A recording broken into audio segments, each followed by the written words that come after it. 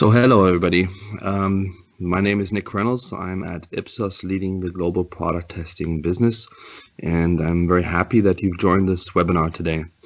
The focus of this webinar today is about product testing, more particular, why product quality and its execution matters more than ever.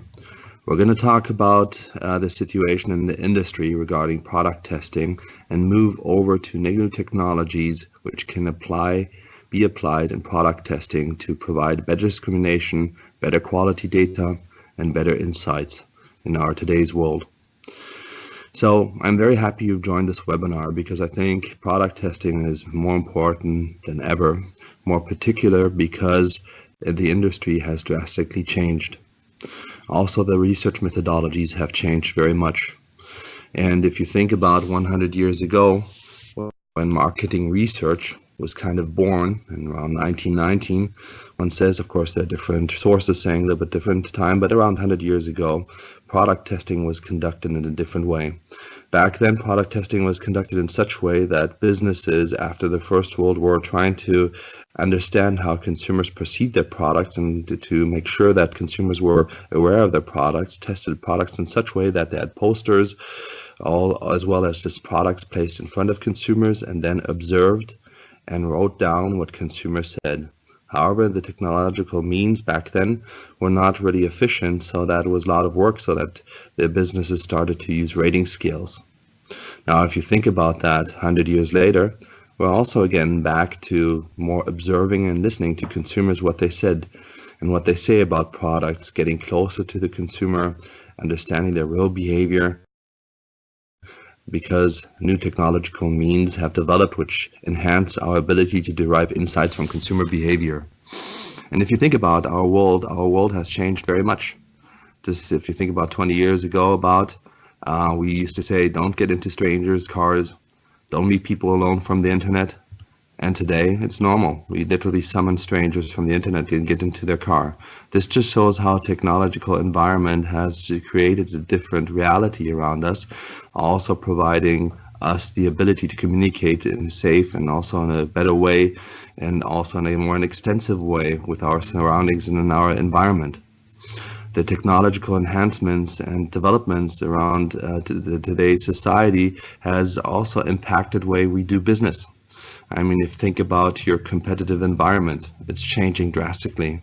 Through social media, through e-commerce, through new abilities, your products are facing new benchmarks and new competitive environment, because sometimes local, regional businesses have now a more broader reach and a more global reach through e-commerce. They can sell their products in a different way, have a different distribution power.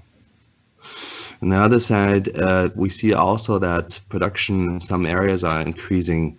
There are a lot of talks about naturalness, sugar reduction, but also governmental regulations, which put more margin pressure into the supply chains, which means also that your products need to be developed more efficiently. And product development also includes marketing research budgets, so that we need to better think how we can use technology to reduce costs and provide research services more in an efficient way. One further point why product quality matters more than ever is that how consumers talk about your products has changed drastically. Today, they share their know-how and their knowledge about products in e-commerce platforms, social media, and your products. You can market your products in a good way using advertisement. However, of course, consumers talk to each other and communicate. So the word of mouth is increasing in power very much today. So we need to make sure that products work at the very first time they're launched. So product execution matters right in the beginning. You don't get a second chance today because the benchmarks you're facing, the competitive environment is much more fragmented, and at the same time, consumers are more relentless in providing their opinion about products in social media and e-commerce. In a world where product quality is already at a top level, you need to consider that sometimes in this reality you need to be first to the market, because consumers talk about the products, communicate about them, and if you have a good quality and the competition is producing good quality, you can only beat the good quality by being first to market. Consumers nowadays seek for the new things, they share about new things. So time to market is as well as important as product quality. So given this reality, we need to better understand how we can do research on products in a more technical rigor, or of course with prescriptive guidance, and to make sure that we're using different data sources, because data sources are now different today. It's not only survey-based resources we're using to generate insights. There's a nice quote from Scott Cook, who said, "A brand is no longer what we tell consumer it is what consumers tell each other it is." And this shows kind of the reality we live in, how consumers communicate about your products. You can do so much with marketing power and TVCs and GRPs, but consumers share their knowledge about product. So in our today's reality, there are so many different information sources which you're facing, and I understand that it's sometimes difficult to better understand which information is most relevant at what time. And that's why the research industry needs to make sure that they're using truthful, fact-based, good and evidence-based insights from different data sources, and make sure that these data sources are leveraged for better product performance, to better understand how things can be improved in your products, but also how consumers' behavior are influencing the perception of the product. At the same time, how is the performance and in the actual in-market situation throughout the whole product life cycle. We need to better understand how we can leverage different data sources. So this presentation today is about different data sources in our new world which we're living in, using different information to help you optimize and improve your product throughout the whole life cycle. So one common data source, which you've probably experimented yourself, is about ratings and reviews. Nowadays, consumers and e-commerce platforms provide their product experience like on Amazon, but also Alibaba or in other e-commerce shops. Now, if you think about product performance, one critical point there is that in e-commerce ratings and reviews, on one side, there are a lot of fake observations and reviews which need to be identified, but on the other side, consumers are not only rating the product there, but they're also rating the shipment, if they're upset at Amazon or Alibaba because the shipment is late or whatever. This also influences their perception. So using ratings and reviews needs to be done in a proper way. That's why at Ipsos we've done an extensive research on product reviews and ratings, which we call product intelligence, to better understand how can we leverage review data in a good way. And we did a parallel test. We chose a traditional post-launch benchmarking study, which included a 30 to 35-minute questionnaire. In this traditional post-launch benchmarking study, products were placed in-home for 1 week, and then consumers evaluate this product, and then after 1 week, they provided a response in a traditional closed-in questionnaire, which was 30 to 35 minutes. We did 3 different research legs here to understand how reviews and ratings can be used to understand the product performance and also compare to traditional survey means. One research leg, what we did there is we analyzed e-commerce ratings and reviews on e-commerce platforms. However, we understood that there's one challenge: you don't have demographics there and e-commerce ratings and platforms. So we decided, okay, how would it be if we would simulate e-commerce rating and review platform on our own IIS online panel, which is Ipsos Interactive Services online panel, to better understand if we can simulate an e-commerce situation there. Plus we would have the demographics. So we did a research leg as well there. And then we did a 4th research leg. In this research leg, we placed products just as in typical traditional post-launch benchmarking study. But what we did is, instead of putting a 35 or 30-minute questionnaire into place, we just asked 2 questions to rate and review. So we found out that there are different ways of progressing with this kind of rating and review. First of all, we have found out ratings and reviews work. Second of all, we understood that there are to some extent, GDPR issues, so that scraping e-commerce ratings and reviews can only be conducted if you are allowed to, and sometimes getting this allowance and also the data is a little bit problematic. And the third one is we decided to simulate the e-commerce platform in our IIS Online panel and had demographics, so this worked very well. We call this product intelligence without product placement. The fourth research leg, and here I'm going to just show you a nice and short, sweet case study. We placed the product and just asked the rating and review questions and derived insights. So we're going to speak about the fourth research leg here, just to show you an example how we can combine traditional kind of survey data with ratings and reviews. In this research on research study, we used the ICE-T category. Because the ICE-T category is a very low involvement category. We wanted to understand if it's possible to get enough review data from this low involvement category to do sophisticated machine learning, natural language processing assessment of how consumers think about these products. These were the two products we placed in the US. This was a monadic design. So we placed these two products and let the consumers test these products over a week. Each consumer only tested one product. The products were branded. The questionnaire was quite simple. The questionnaire only included two questions, besides, of course, the screener questions. The two main questions were that the consumers first needed to rate the product, and second of all, write a review. We had a second prompt because we wanted to understand if there was enough review data, but we noticed that the second prompt was not necessary of the review because already in the first prompt, consumers were typing and responding a lot of data and providing a lot of data. So just as a reminder, in this study, we just placed the products as in the usual product test and asked two simple questions to rate and review after the usage period. We use natural language processing, machine learning, built upon Python to better understand what consumers were saying. And here's just an example how the machine uses the different phrases, identifies phrases using a concept and so-called driver to better understand that. And these dimensions were then categorized in specific dimensions. And this worked very well. The machine learning algorithms, of course, require that the more studies you do, the more the machine learns and the more precise it gets.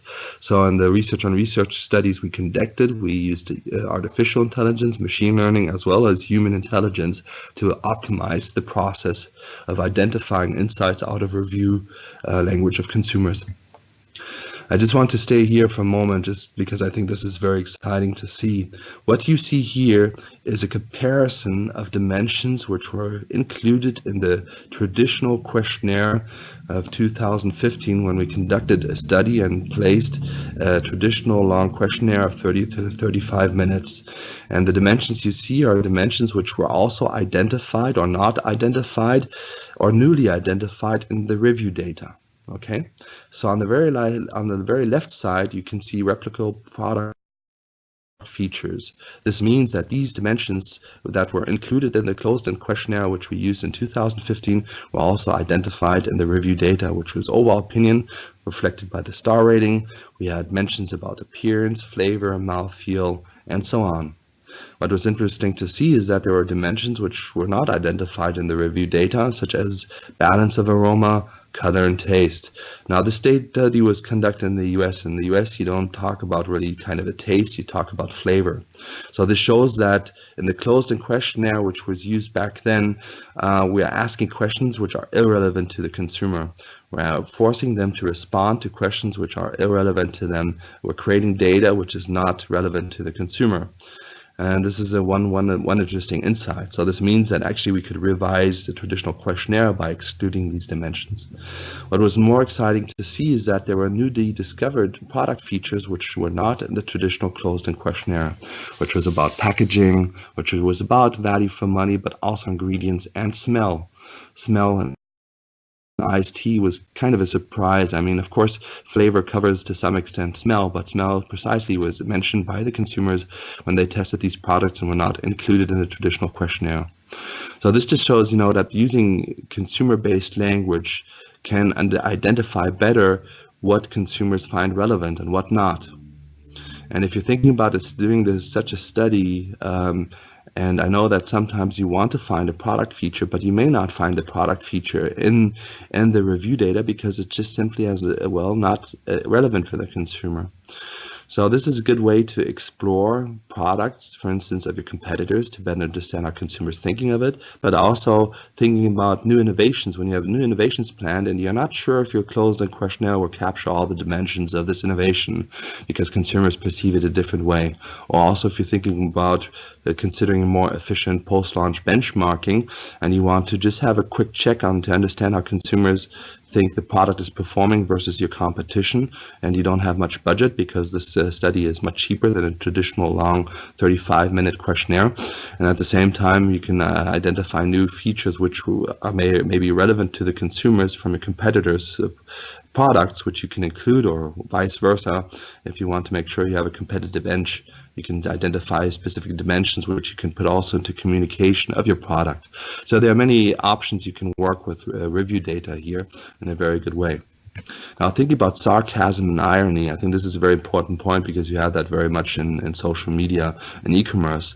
So by applying AI probabilistic linguistics, we can identify sarcasm and idioms for each dimension. With each word, so-called neighbor score is derived, which accounts for the probability of words linked to a specific statement of irony or sarcasm. So there are ways of doing this in a very efficient way and identifying sarcasm and irony in a good way in review text. This is an output of a real study where you can see pet food on the smell dimension. I think this is interesting because in pet food, smell is quite a problematic dimension. If it smells too good, the pet owner may be critical towards. If it smells too bad, pet owner will not buy it. And you can see that through AI applied irony and sarcasm identification, we had a clear distinguishment between ambiguous, negative, neutral, and positive statements towards the smell of the product, which helped, of course, product development further in a good way. Now, besides using review text from consumers, there are also other data sources which I would like to just mention in this webinar today, giving you food for thought to think about research in a different way using new data sources. So let's look at other options. We're talking very much today to get closer to the consumer's behavior. We're thinking about behavioral science, implicit and versus explicit data, system 1 versus system 2. We always need to think that consumers form a continuum so that in your mind, in your gut feeling, you always have implicit and explicit working together. And we need to think about methodologies which consider this kind of implicit and explicit data specifically for product testing. So I would just shortly like to talk about 3 different areas here. One is virtual reality and augmented reality, because I've noticed that there's a lot of buzz going around on virtual reality and augmented reality. Another area is implicit testing, where we capture the conviction of consumers towards the product. And then in the area of biometrics, looking at how can we derive consumers' emotions and add a layer of subconscious reactions towards explicit statements in a very efficient way. So these are 3 topics I would just like to touch base on with you.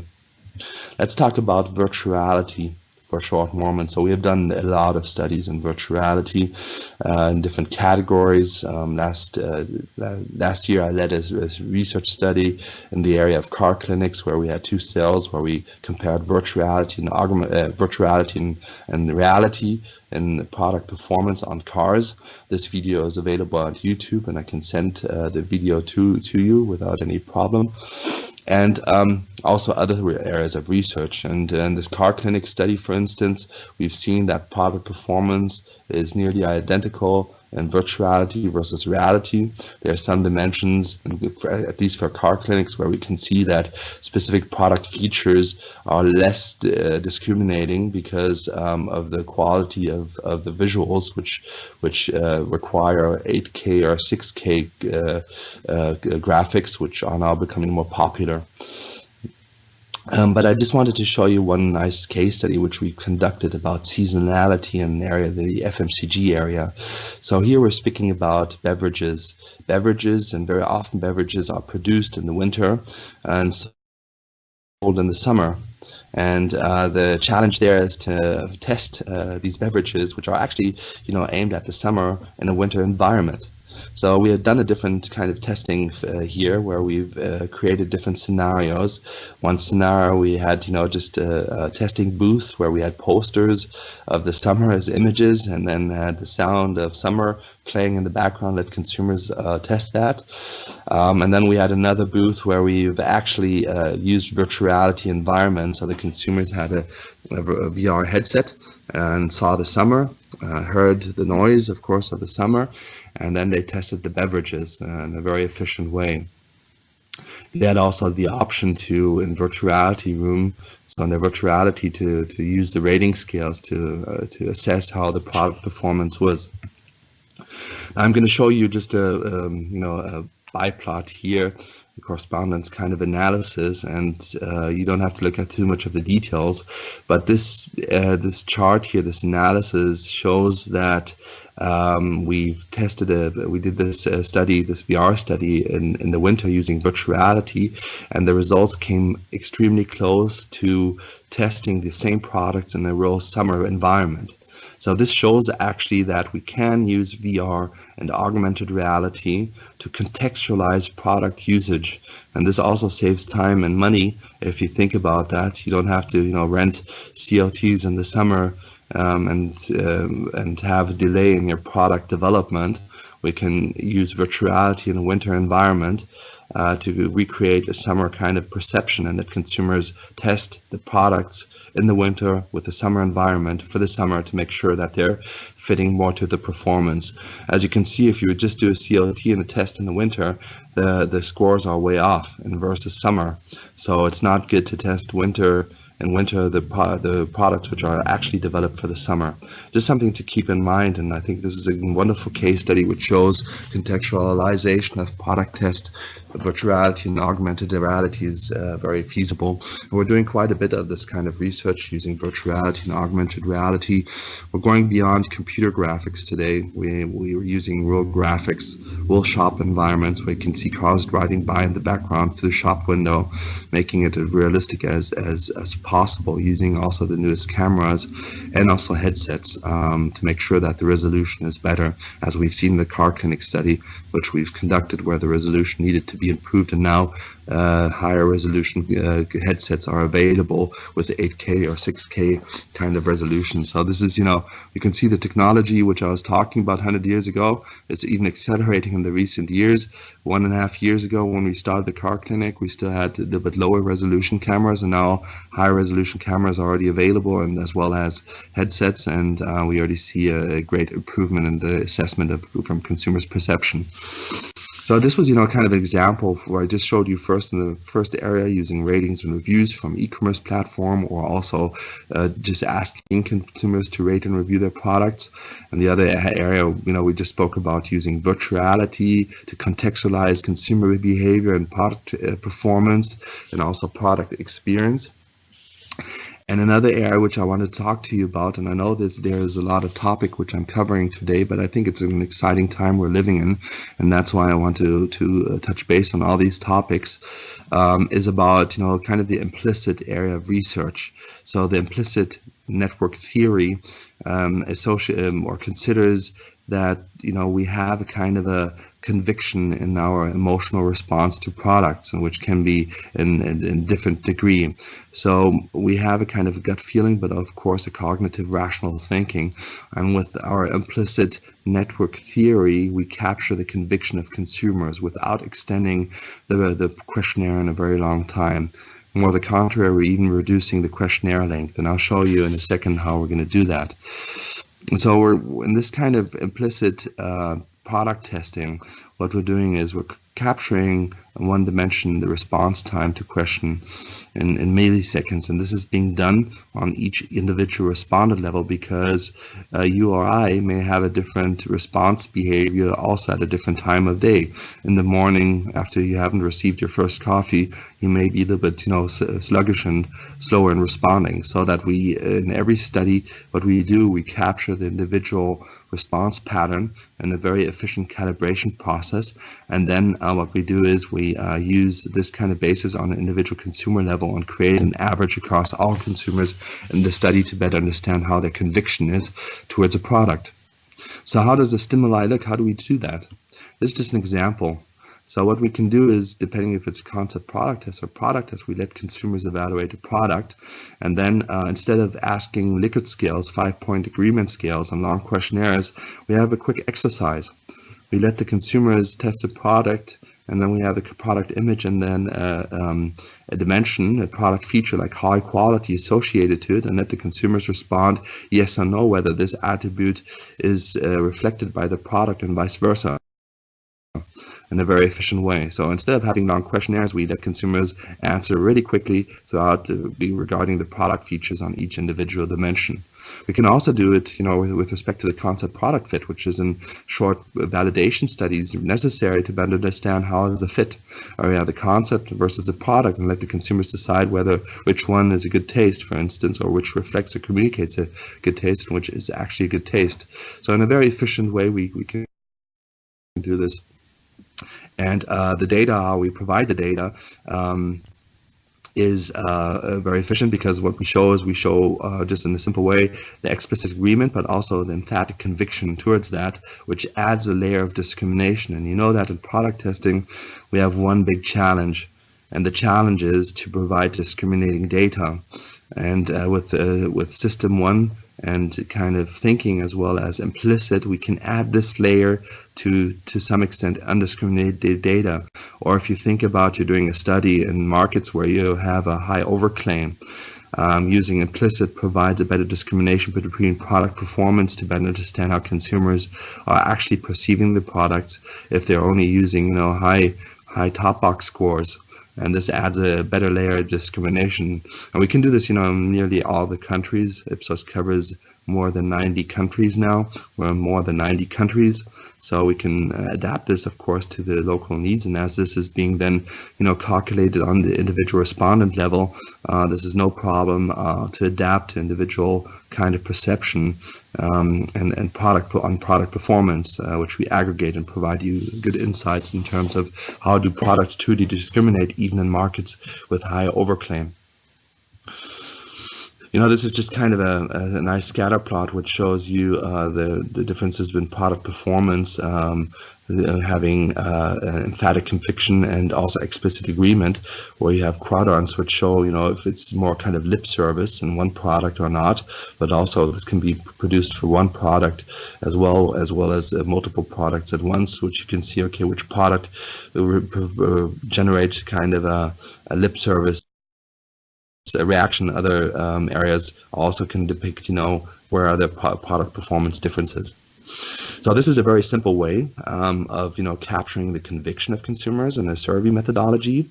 So in the beginning we spoke about ratings and reviews, then we spoke about virtual reality, augmented reality to create a contextualization, and then we spoke about capturing response time in addition to explicit data, and combining both data to better understand how consumers feel, or if something is more kind of a lip service.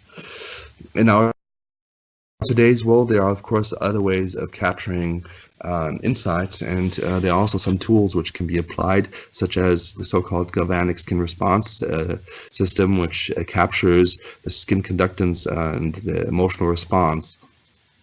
Now in product testing, you need to consider one thing. In product testing, consumers are moving, eating, and all that. So if you're trying to use biometrics, you need a biometric solution which is fit for movement, because you don't want to have consumers react in a different way, or try to not allowed to move and test the product in a natural way. And this is makes it a bit difficult for many of the biometric solutions. That's why we're using galvanic skin response system, because it can be easily attached to the wrist, and consumers can move and also act naturally and in the product usage, which is very important.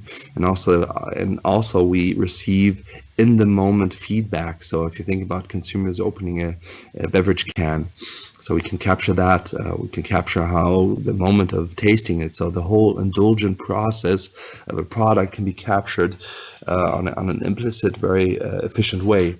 And we've done a nice study here, which I can share also to you, using the GSR, and this was on about ice cream. So we had two different ice cream sets, which you can see here, and we had a survey where consumers tested both ice creams, and we could identify that there were indeed differences between product performance between these two ice creams, and just based on emotional response. And here we used the typical penalty scale, the just right responses, to better understand which product perceived in terms of, for instance, here sweetness and a just right matter, and depicted differences in product performance in efficient ways, leading to high discrimination. These two products, which we've seen here in the ice cream, had performed very good on a traditional scale, but there was hardly any discrimination possible because consumers just liked them equally good. But however, using the galvanic skin response system, we were able to generate more insights from the data, and also with respect to the differentiation in product performance using emotional response. So this is kind of an example which you can see just using different technology in an efficient way. Can be easily applied in a central location. And I'm giving you again, food for thought, thinking about doing product testing in a different way. So, we're summarized kind of that the GSR benefits and applications are truly available, and they're quite good. And we've used this in many different research areas, different categories which can be applied. And I think it's important for you to consider different research technologies in our nowadays environment using this. So there are a lot of other areas which we're doing right now, using heat sensitive cameras, for instance, capturing emotional response from consumers, or using other sorts of facial recognition with neuro-linguistic programming to better assess how consumers reacting in the moment to products. And I think it's important not only to think about new data sources, but also to think about how can we leverage traditional and innovation in nowadays. I mean, there's a lot of excitement which I've seen in the industry about new data sources, and I know that our clients are getting a little bit overwhelmed with all these new data sources and what is actually the right way to use the data sources and which data source is relevant for which solution. And that's where we'd like to help you to make better sure that you're using the right data source in an efficient way. And with all the kind of artificial intelligence and technology, we still need to think that they're good in a good way, but human intelligence is much more important still nowadays. And the combination of human intelligence and machine really provides you the better research. So in all these research designs you've seen, we're employing qualitative but also quantitative research methodologies, making sure that we're connecting the insights in a very efficient way, making sure that you're getting the true knowledge out of that. We have also done experiments just using AI. The problem with AI, they're quite limited in their scope, so they're very specialized in some area, but they need to learn. And we're not there where we can say that AI, does full research for us. So that in this today's world, we need to add human intelligence to artificial intelligence. And there's also a presentation I can share you on explicitly and implicitly that kind of topic about using AI and human intelligence in general for research methodologies. But just to summarize this presentation, the key benefits you can see here and the methodologies which we've provided you here as kind of a food for thought is generating improved insights on product performance, getting closer to the consumers, what they think, their real behavior, and providing better discrimination, so improved insights in product performance, agile research. These solutions are very agile. If you think about rating and review, this is very simply put up. You don't have to develop a long questionnaire over time. we have pre-scripted these questionnaires, which can be easily put in place and also activated in a very efficient way. We can do all languages. I want to be open with you as within the whole presentation. We have some translation issues still in India, but all other languages, Chinese, we can do in a very efficient way for you. And also time savings, of course. You know, I said in the beginning, in the industry or in categories where you already have a top level of product quality, the true art is then to be quicker to the market. So we're looking at ways of accelerating your time to market, to speeding this process up, but also making sure that product quality is a top notch, because consumers are relentless. If you are first to the market with a product which is bad, no matter what advertisement spending you're using, no matter what TVC you're spending, you may generate a high trial, but the repeat will drop significantly because consumers talk about that. So something which is really important. And I see many companies who focus much on trial, but neglect to some extent also repeat. And you think about your retailers, your client, your own clients. Retailers are more impatient now in terms of shelf life. Not the expiration date, but product performance, of your product performance in shelves. The market is much more rapid, so your products, when they are put in the shelf, they need to perform right away. The trial phase is much shorter today, as per definition, and that's something which you need to consider as well. And of course, cost saving. As I said, you know, production costs are increasing. There are a lot of governmental regulations happening. There are a lot of movements going on in terms of naturalness, sugar reduction, where you need to consider different sweetener or other ingredients which may be costly to produce. So we're looking at, you know, areas to help you improve the cost savings and research, which we can talk about together with you.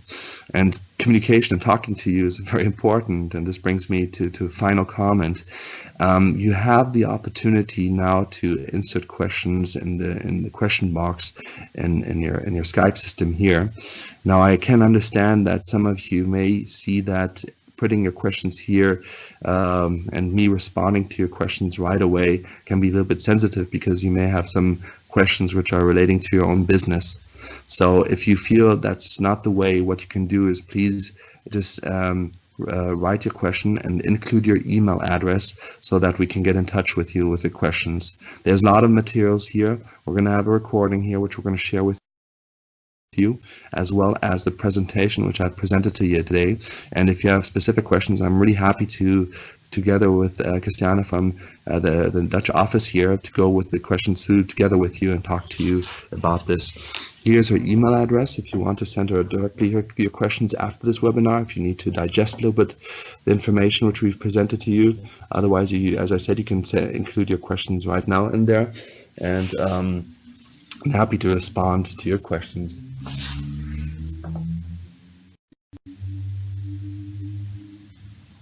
Okay, then, thank you for listening. I'm looking forward to your questions, and that you send your questions to us. And thank you for joining this morning, and hope we can stay in touch together. Have a nice day.